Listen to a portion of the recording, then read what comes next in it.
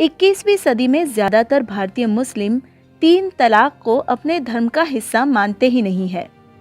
2017 में सर्वोच्च न्यायालय ने 3 तलाक को खारिज कर दिया था, अवैध ठहराया था। यानी 3 तलाक कहने का कोई मतलब ही नहीं रहा। इसका पूरे देश ने स्वागत किया। 3 तलाक खत्म होने से महिलाओं के हक की लंबी लड़ाई में एक और बड़ी जीत हम सबने हासिल की। इसके अलावा आईपीसी व अन्य कानून हिंदू मुस्लिम सारे भारतीय महिलाओं को अत्याचार से, हिंसा से, दहेज की प्रथा से बचाने के लिए बहुत पहले से ही बने हुए हैं। इसके बावजूद 30 जुलाई 2019 को केंद्र सरकार द्वारा मुस्लिम महिलाओं के लिए विवाह पर अधिकारों का संरक्षण कानून बड़े तामझाम के साथ लाया गया। सुप्रीम कोर्ट ने पहले ही महिलाओं के हक 3 तलाक से सुरक्षित करने का काम कर दिया था, तो फिर इस कानून में क्या नए प्रावधान है? पहला प्रावधान, 3 तलाक का उच्चारण करना कानूनन जुर्म है और ऐसा करने पर पति को इसमें 3 साल की कैद हो सकती है। भारत में ऐसी सजा और क्या करने पर मिल सकती है? लापरवाही से किसी की मौत का कारण बनने पर भी इससे कम यानी 2 साल की सजा हो सकती है। दूसरा प्रावधान, इस मामले में पुलिस में कंप्लेंट खुद महिला को करने की जरूरत नहीं है। कोई भी रिश्तेदार उसे पूछे बिना उसके पति को जेल भेज सकता है। आइए एक गरीब मुस्लिम महिला के नजरिए से देखते हैं कि केंद्र सरकार के इन 2 प्रावधानों का क्या असर पड़ता है। किसी भी शादी में उतार चढ़ाव होते रहते हैं।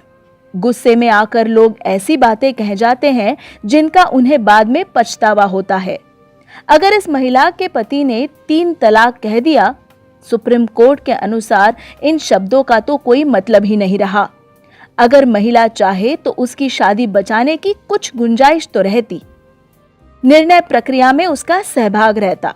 मगर नए कानून के अंतर्गत क्या होगा? उसका पति तुरंत गिरफ्तार किया जाएगा। अब इस महिला की शिकायत के कारण उसका पति जेल में है। अब इन दोनों में मिलाप होना असंभव है। इनमें प्यार और मोहब्बत का रिश्ता कभी हो ही नहीं सकता। उनके संबंध हमेशा के लिए टूट गए हैं। जाहिर है कि उसके ससुराल वाले अब उससे नफरत करेंगे। पुराने कानून के तहत उसे वो घर से बेदखल नहीं कर सकते। पर सोचिए, एक ही छत के नीचे ये महिला अपने ससुराल वालों के साथ कैसे रह सकती है?